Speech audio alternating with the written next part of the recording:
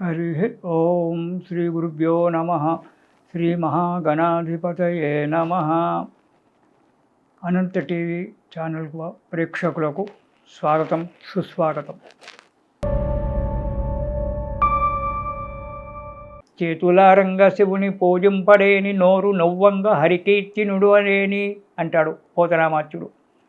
చేతులు అలసిపోయేటట్టుగా స్వామికి అర్పించాలి పూలు, నోరు నొచ్చేటట్టుగా స్వామివారి యొక్క నామాన్ని స్మరించాలంటాడు.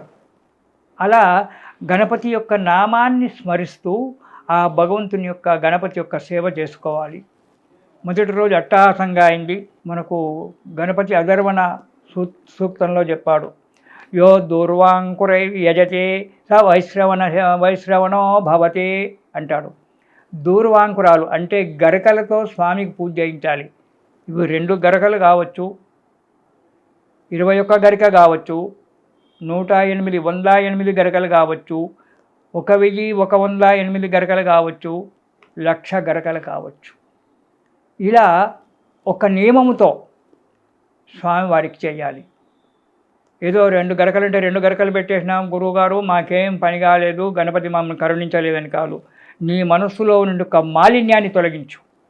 గరక ఎలా అయితే మాలిన్యాన్ని తొలగిస్తుందో అలాగే నీలో ఉండే ఒక మాలిన్యాన్ని తొలగించాలి. గరక మనలో ఉండబడిన ఒక మాలిన్యాన్ని తొలగిస్తుంది. అది పరమ పవిత్రమైనటువంటిది గరక.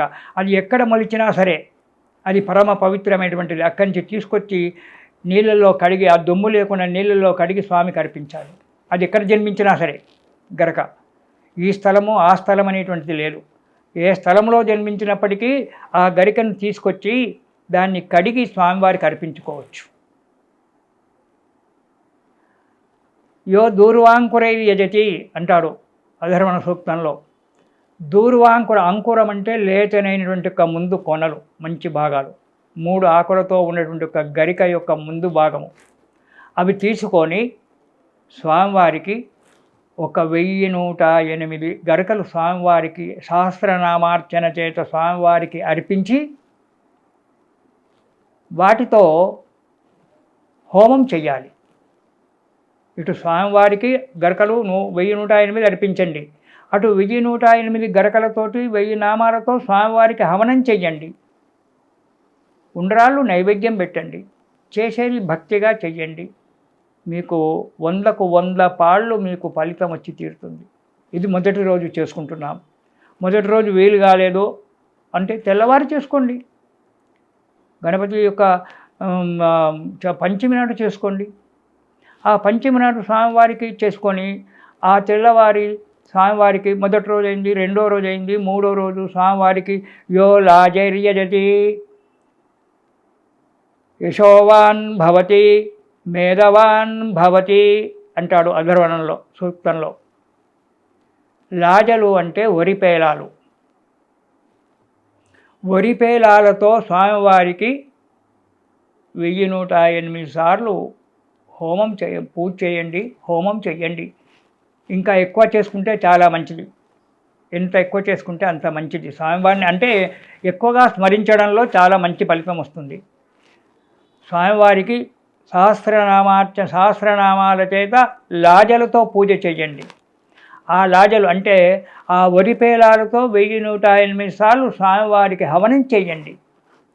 ఒకరోజు పెట్టుకోండి. ఇలా 3వ రోజు తర్వాత యో మోదక సహస్రేణ యజతే సవాంఛిత ఫలమవాప్నోతి అంటాడు.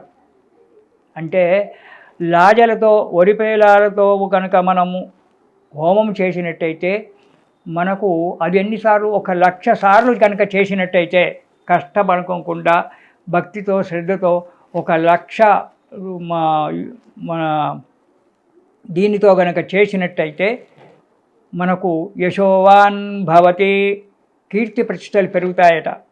సమేధవాన్ భవతి, జ్ఞాపక శక్తి, మేధస్సు జ్ఞాపక శక్తి బాగా పెరుగుతుంది విద్యార్థులకే కావచ్చు, మన పెద్దవాళ్ళకే కావచ్చు. అలా చెయ్యాలి. ఇంకొకటి యో దూర్వాంకురై 1,00,000 యజతి, దూర్వాంకురాలు తీసుకొచ్చి 1,00,000 సార్లు గణపతి యొక్క నామాలతో గణపతికి పూజ చేసి ఆ 1,00,000 సార్లు గణపతి హోమం కనుక చేసినట్టయితే దశాంశ పద్ధతిగా తర్పణము హోమము కనుక మనం చేసినట్టయితే వైశ్రవణో భవతి అంటే కుబేరునితో సమానమైనటువంటి యొక్క సంపద వస్తుందట గరకతో పూజ చేస్తే. చూడండి స్వామివారు ఎలా అనుగ్రహించాడు. యో దూర్వాంకురయ్యేజతి వైశ్రవణో భవతి. వైశ్రవణుడు అంటే కుబేరుడు. గరకతో స్వామికి 1000 సార్లు పూజ చేసి అందులో దశాంశ పద్ధతిగా గనక స్వామివారికి హవనం చేసినట్టయితే, గరకతో హవనం చేసినట్టయితే వైశ్రవణ సమో భవతి అంటే కుబేరునితో సమానమైన సంపదతో తొలదూగుతాడు. ఇది మా నుంచి అయ్యే పని. ఆ గురువు గారంటే తలుచుకుంటే అయ్యే పనే. నీవు గరకకు డబ్బు పెట్టే అవసరం లేదు. ఒక నెయ్యికి బ్రాహ్మణులకు డబ్బు పెట్టుకోవాలి. అది భక్తిపూర్వకంగా చెయ్యి. ఇది ఒక రోజులో కావచ్చు, 2 రోజులు పట్టవచ్చు, 3 రోజులు పట్టవచ్చు. అది మనం పెట్టుకునే ఒక బ్రాహ్మణ యొక్క సంఖ్యను బట్టి ఉంటుంది. అలా చేసుకోవాలి. తర్వాత యో లాజైర్ యజతి. వరి పేలాలతో కూడా 2వ, 3వ నాడు హోమం చేయమంటున్నాడు. 2వ నాడు, 3వ నాడు కూడా హోమం చేసుకోవచ్చు వరి పేలాలతో. ఇది కూడా 1,00,000 సార్లు చేయొచ్చు, లేదా 1000, 1108 సార్లు స్వామివారికి ఆ వరి పేలాలతో పూజ చేసి ఆ వరి పేలాలతో హోమం చేయండి. స యశోవాన్ భవతి, స మేధవాన్ భవతి. యశస్సు, కీర్తి, ప్రతిష్టలు పెరిగిపోతాయి. మనం చేసేటువంటి ఒక ప్రతి కార్యక్రమంలో విజయం జరుగుతుంది వరి పేలాలతో హోమం చేసినట్టయితే. తర్వాత స మేధవాన్ భవతి. విద్యార్థులు కనుక చేసినట్టయితే వాళ్ళకు మేధస్సు అంటే జ్ఞాపక శక్తి పెరుగుతుంది, విద్యలో విజయం కలుగుతుంది. కానీ చేసేటప్పుడు మేము చాలా దిక్కుల నేను చూస్తుంటాను. ఎక్కడికన్నా వెళ్ళినప్పుడు గురువుగారు మంత్రం చెప్తూ ఆద్యం ఆహుతి ఇస్తుంటే వీళ్ళు మాట్లాడుకుంటూ ఆహుతులు ఇస్తారు. అక్కడ కూర్చున్న దంపతులు కావచ్చు, పిల్లలు కావచ్చు. అలా కావద్దు. గణపతయే నమః ఏకాక్షర గణపతిని జ్ఞాపకం మనసులో తలుచుకుంటూ చెయ్యాలి నిరంతరం. మీకు ఆ గణపతి యొక్క రూపము ఆ పూర్ణాహుతి సమయంలో ఆ జ్వాలలో మీకు కనబడి తీరుతుంది. 100%, 100కు 100 పాళ్ళు జరిగేటువంటి ఒక విషయం ఇది. మనసు పూర్తిగా చేసినట్టయితే ఇటు ముచ్చట పెట్టుకుంటూ ఇదేసి 10 సార్లు ఇటు మెసులుకుంటూ అటు మెసులుకుంటూ చేస్తే కాదు. దీక్షగా కూర్చొని దీక్షలో ఉండి దీక్షలో కనుక చేసినట్టయితే 1,00,000 సార్లు గణపతికి దుర్వాంకురాలతో పూజ చేసి దశాంశ పద్ధతిగా హోమం చేసినట్టయితే ఆ పూర్ణాహుతి సమయంలో ఆ జ్వాలలో గణపతి యొక్క రూపం మీకు కనబడుతుంది. అప్పుడు స వైశ్రవణో భవతి. కుబేరుని అంతటి యొక్క సంపద వచ్చి తీరుతుంది. అదేవిధంగా వరి పేలాలతో కనుక సేవ చేసినట్టయితే స్వామివారికి స యశోవాన్ భవతి, మేధవాన్ భవతి. కీర్తి ప్రతిష్టలు, ఇటు జ్ఞాపశక్తి పెడుతుంది. ఇక యో మోదక సహస్రేణ జతి. మోదకాలు అంటే ఉండ్రాళ్ళు. స్వామికి ఉండ్రాలంటే ఎక్కువ ఇష్టం కదా. మంచిగా బియ్యం పిండితో ఆవిరి ఉండ్రాళ్ళు కనుక మంచిగా చేసి, కొన్ని దిక్కులు ఒక్కొక్క రకంగా ఆచారం ఉంటుంది మోదకాలు చేయడము. అలా మోదకాలు సిద్ధం చేసి 1000 మోదకాల చేత స్వామికి హోమం చేయండి. ఆ స్వామివారికి మోదక నైవేద్యం పెట్టండి. అవే ప్రసాదంగా తీసుకోండి. వీటితో పాటు ప్రతి దానితో పాటు మాత్రం గరక మాత్రం మర్చిపోవద్దు. నువ్వు లాజా హోమం చేసినా గరక, మోదక హోమం చేసినా గరక, అది ఉండాలి, ఉండి తీరాలి. అది మనకు గణపతి యొక్క పురాణంలో మనకు కనబడుతుంటుంది. ఆ మోదకాలతో 1000 మోదకాలతో 1000 ఉండ్రాలతో గనక స్వామివారికి 1108 సహస్రనామాలతో పూజ చేసి మూలమంత్రంతో హోమం చేసి స్వామివారికి ఇవి మంత్రాలు అనేటువంటి రకరకాలుగా ఉన్నాయి అనుకోండి. అది ఆ చెప్పేటువంటి ఒక యాజ్ఞికుని మీద ఆ బ్రహ్మగారి దగ్గర ఆధారపడి ఉంటుంది. ఎట్లా చేసినా కానీ గణపతికి అదే. అలా మోదకాలతో కనుక హోమం చేసినట్టయితే, మోదక నైవేద్యం పెట్టి స్వామివారికి అర్చన చేసుకున్నట్టయితే ఏమొస్తుందయ్యా అంటే కోరిన కోరికలు నెరవేరుతాయి. సంతానం లేదు, సంతానం కావాలి అనేటువంటి ఒక ఆలోచన ఉన్నటువంటి ఒక దంపతులు గణపతికి మోదకాలతో హోమం చేయండి, పూజ చేయించండి. స్వామివారికి 1108 మోదకాలు నైవేద్యం పెట్టండి. 1108 మోదకాలతో హవనం చేయించుకోండి. స్వామివారికి మంచిగా 1000 సహస్రనామార్చన, అష్టోత్తరనామార్చన చేయండి. ఇలా కనుక మనం చేసినట్టయితే సంతానం కలుగుతుంది. ఈ వంద్యత్వ దోషాలనేటువంటి అన్నీ కూడా పోతాయి. సవాంఛిత ఫలమవాప్నోతే, కోరుకున్న కోరిక ఇదొకటే కాకుండా ఇటు వ్యాపారమే కావచ్చు, ఉద్యోగమే కావచ్చు, ఇతరత్ర ఏవైనా మనసులో ఉన్న కోరికలన్నీ కూడా మనకు మంచిగా ఫలిస్తుంటాయి. ఇక 3వ రోజు 4వ రోజు ఇది చేసుకున్నాం. ఇంకో రోజు వచ్చినట్టయితే మోదుగు పలాశ హోమం. పలాశము అంటే మోదుగ కర్రలతో 1000 మోదుగ కర్రలతో స్వామివారికి హవనం చేయండి. 1000 మోదుగ కర్రలు తీసుకొచ్చి స్వామివారికి మంచిగా ఆ గణపతి యొక్క నామాలచే కానీ గణపతి యొక్క మూలమంత్రం చేత కానీ హోమం చేయించుకోండి. అప్పుడు దాంతో ఏమవుతుందంటే పెళ్ళి కానటువంటి యొక్క వాణులకు పెళ్ళవుతుంది. కుజదోషము అని చెప్పి అంటారు చూడండి. అలాంటి కుజదోషాలు ఏమైనా ఉన్నట్టయితే ఈ మోదక హోమం అంటే మన ఈ మోదుగు కర్రలతో హోమం కనుక 1000 మోదుగు కర్రలతో కనుక హోమం చేయించుకున్నట్టయితే, పూజా హోమం చేసుకున్నట్టయితే పెళ్ళి కానిటువంటి ఒక వాళ్ళకు, వివాహం కానిటువంటి ఒక వాళ్ళకు వివాహం అయి తీరుతుంది సంవత్సరం లోపు. ఇది 100కు 100 పాలు నిజమైనటువంటిది. పలాశమే కావాలి, వేరే కర్ర వాడకూడదు. పలాశముతోటి మాత్రమే చెయ్యాలి. అనారోగ్యాలు ఉన్నాయి. అనారోగ్యం గురించి అప్పుడు ఏం చేయండి? అపామార్గంతో అంటే మన ఉత్తరేణి వేళ్లతో, ఉత్తరేణి కర్రలతో, ఉత్తరేణి వేళ్లతో స్వామివారికి హవనం చేయండి. ఒకరోజు ఆ భస్మాన్ని వాడండి. అనారోగ్యాలన్నీ కూడా దూరమైపోతాయి. ఆరోగ్యం చక్కగా స్పందిస్తుంది. ఇలాంటివన్నీ కూడా మన గణపతికి 21 మూలికలు ఉన్నాయి. దాంట్లో అపమార్గం చాలా ముఖ్యమైనది. అంటే ఉత్తరేణి చెట్టు, అవి ఈ కాలంలోనే దొరుకుతాయి. ఆ ఉత్తరేణి యొక్క చెట్ల వల్ల స్వామివారికి హవనం చేసినట్టయితే అనారోగ్యం అనేటువంటిది లేకుండా పోతుంది. మంచిగా ఆరోగ్యంగా ఉంటాడు. అలా లేదా ఇంకొక రోజు పంచామృతాలతో అభిషేకం చేయండి స్వామికి. పంచామృతాలతో అభిషేకం చేసి హవిస్సు అని చెప్పి వండిపిస్తారు బ్రాహ్మలు. ఆ హవిస్సు చేత హోమం చేయండి. అన్ని ఏది చేసినా ఏదో నిమిత్త మాత్రంగా కాదు. నిమిత్త మాత్రే అయినా మయాకృతి అయినా నేను ఇచ్చేశాను అది చేశాను అని డాంబికాలు చెప్పుకోవడానికి కాదు. డాంబికాలు చెప్పుకోకుండా స్వామి నీ అనుగ్రహం ఉంది, నేను చేశాను, ఇంకా ముందు కూడా నీ అనుజ్ఞ ఉంటే ఇంకా చేస్తాను అనేటువంటి ఒక భావన చేత చెయ్యాలి. ఇకపోతే ఒకరోజు గణపతిని మంచి జలం చేత అభిషేకం చెయ్యండి. ఆ రోజు గణపతికి ఇష్టమైనటువంటి ఒక మన పాయసం చేస్తారు, బెల్లం పాయసం. మనకు ఆ రోజు మన తెలంగాణలో మాత్రం చాలా ఆచారంగా ఉంది. గణపతికి మోదకాలతో బెల్లం పాయసం చేస్తారు. ఆ బెల్లపు పాయసంతో స్వామికి హోమం చేయండి. బెల్లంతో స్వామికి అభిషేకం చేయండి. బెల్లము నైవేద్యం పెట్టండి. బెల్లము అటుకులు కలిపి ఒకరోజు స్వామివారికి హోమం చేయండి. ఆ బెల్లము అటుకులు నైవేద్యం పెట్టి అది ప్రసాదంగా తీసుకోండి.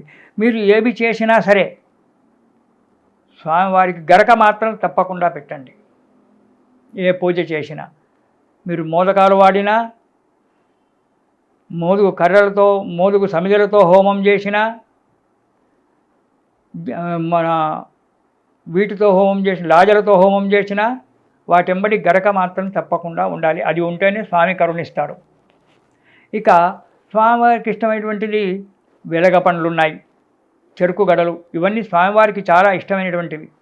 ఇవన్నిటితో పూజలు ఒక్కొక్క రోజు ఒక్కొక్క రకమైనటువంటి ఒక పదార్థాలతో స్వామివారికి ఈ 9 రోజులు స్వామివారి యొక్క సేవ చేసుకొని, ఈ 9 రోజులు 9 రకాల ద్రవ్యాలతో ఒక్కొక్క రోజు ఒక్కొక్క రకమైన ఒక ద్రవ్యంతో స్వామికి హవనం చేసుకోవాలి. నిరంతరం దీక్షలో ఉండాలి. ఆ దీక్షలో ఉన్న ఈ 9 రోజులు నిరంతరం స్వామి యొక్క నామస్మరణ చేసుకుంటూ ఉండాలి. అన్ని ద్రవ్యాలతో హోమం చేస్తే అన్ని దోషాలు పోతాయి. 9 రోజులు స్వామి యొక్క అనుగ్రహం కలుగుతుంది. విద్యార్థులకు విద్య మంచిగా వస్తుంది, జ్ఞాపక శక్తి పెరుగుతుంది.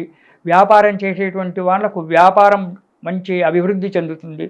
ఉద్యోగస్తులకు ప్రమోషన్ రావడం, ఇలాంటి ఏవో అన్నీ కూడా ఇది కాదు, ఇది అవుతుందని కాదు. అందుకే గణపతిని ఆద్య దేవుడు, మొట్టమొదటి దేవుడు గణపతి.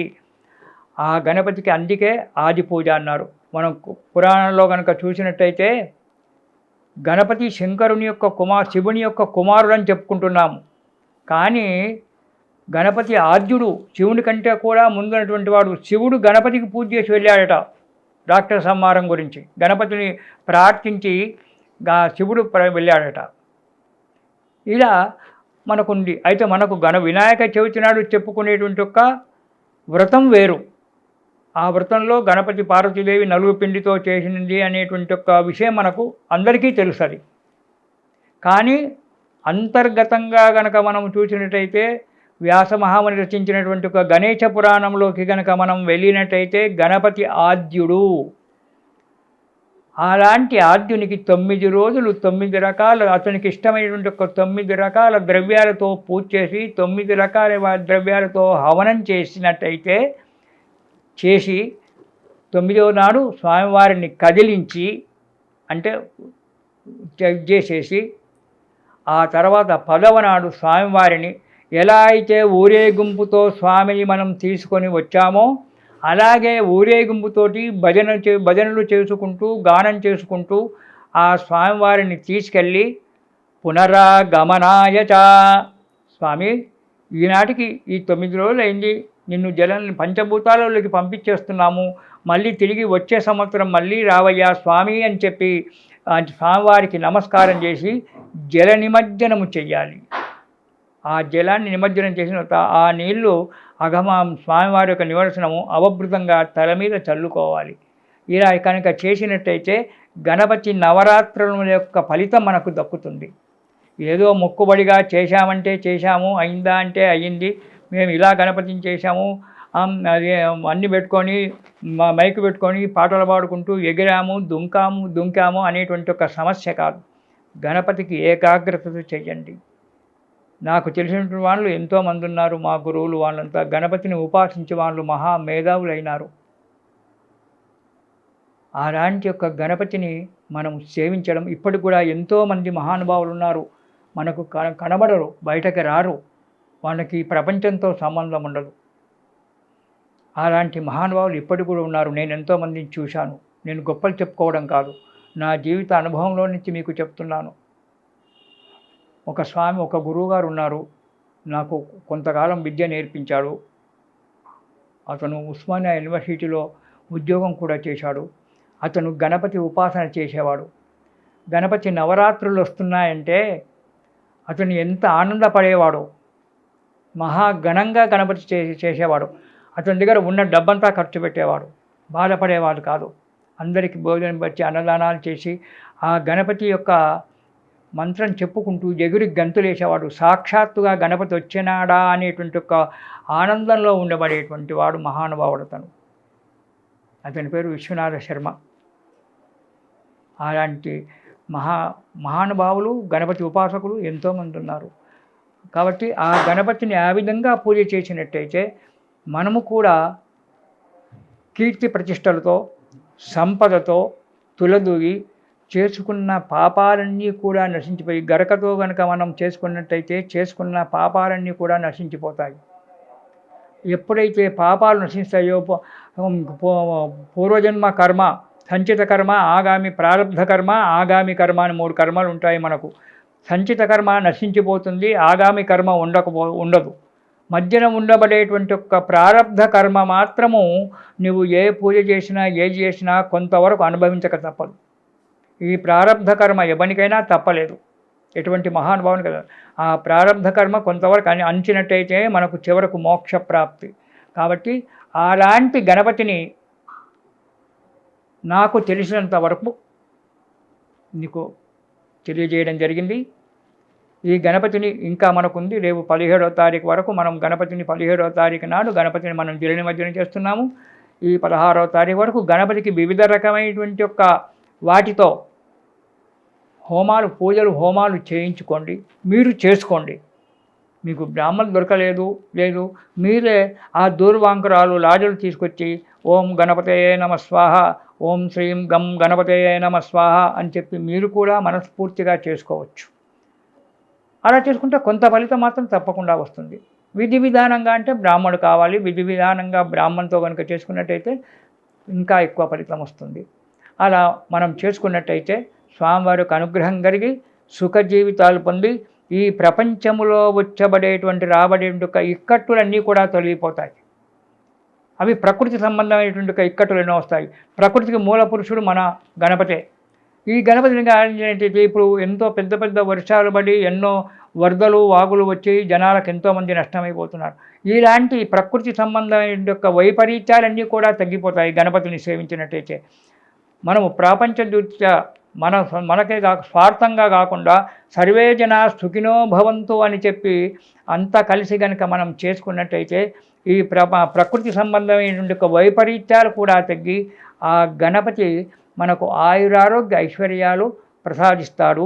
ఇది శుభం. ఓం స్వస్తి ప్రజాభ్య పరిపాలయంతాం న్యాయేన మార్గేణ మహిమహీషాః గోబ్రాహ్మణేభ్యः సోమస్తు నిత్యం లోకా సమస్తా సుఖినో భవంతు. ఓం శ్రీం గం గణపతయే నమో నమః.